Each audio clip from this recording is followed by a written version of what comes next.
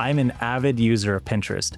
I have so many boards of architectural images that I've saved over time. Let's take those images and boil them down into a mood board to help us find the right aesthetic and design requirements. Select Create an Image, head over to Aspect Ratio and change it to widescreen. Now I'm going to upload all the reference images that I saved off of Pinterest.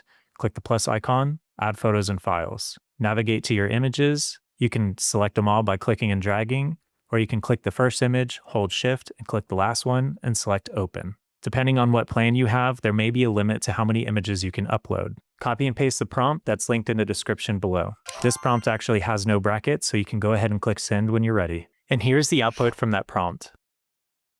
Now that we've created a mood board, or maybe you already have a mood board from another project, this is how we're going to turn it into an actual architectural rendering. Let's start a new chat, create image, change the aspect ratio to widescreen, make sure we're in thinking extended mode. I'm going to upload the image of our mood board, and then let's copy and paste the prompt that's linked in the description below. When you're ready, there's no brackets to fill in, so go ahead and press send. And this is the output from that prompt.